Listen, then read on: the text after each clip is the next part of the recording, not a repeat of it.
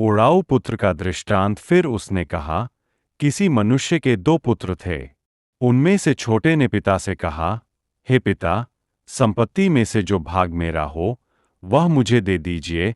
उसने उनको अपनी संपत्ति बांट दी। और बहुत दिन न बीते थे कि छोटा पुत्र सब कुछ इकट्ठा करके एक दूर देश को चला गया और वहां कुकर्म में अपनी संपत्ति उड़ा दी। जब वह सब कुछ खर्च कर चुका तो उस देश में बड़ा अकाल पड़ा और वह कंगाल हो गया। और वह उस देश के निवासियों में से एक के यहाँ गया। उसने उसे अपने खेतों में सूअर चराने के लिए भेजा। और वह चाहता था कि उन फलियों से जिन्हें सूअर खाते थे अपना पेट भरे, क्योंकि उसे कोई कुछ नहीं देता था।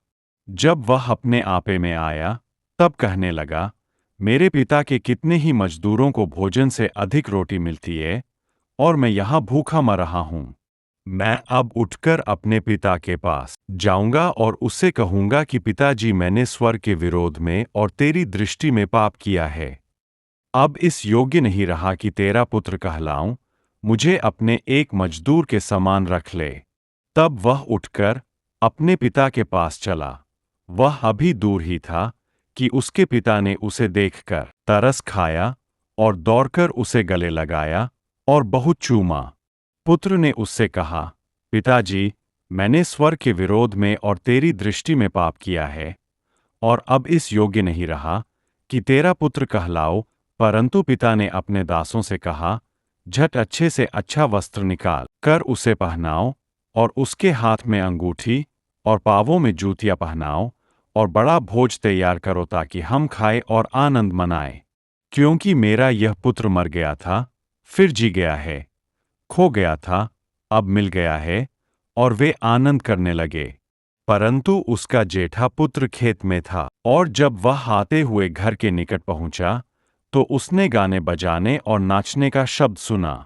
और उसने एक दास को बुलाकर पूछा, यह क्या हो रहा है? उसने उससे कहा, तेरा भाई आया है और तेरे पिता ने बड़ा भोज तैयार कराया है, क्योंकि उसे भला चंगा पाया है। यह सुनकर वह क्रोध से भर गया और भीतर जाना न चाहा। परंतु उसका पिता बाहर आकर उसे मनाने लगा। उसने पिता को उत्तर दिया, देख, मैं इतने वर्ष से तेरी सेवा कर रहा हूं और कभी भी तेरी आज्ञा नहीं टाली। फिर भी तूने मुझे कभी एक बकरी का बच्चा भी न दिया कि मैं अपने मित्रों के साथ आनंद करता। परंतु जब तेरा यह पुत्र, जिसने तेरी संपत्ति वेश्याओं में उड़ा दी है, आया तो उसके लिए तूने बड़ा भोज तैयार कराया। उसने उससे कहा, पुत्र, तू सर्वदा मेरे साथ है और जो कुछ मेरा है वह सब तेरा ही है। परंतु अब आनंद करना और मगन होना चाहिए, क्योंकि यह तेरा भाई मर गया था, फिर जी गया है, खो गया था, अब मिल गया है।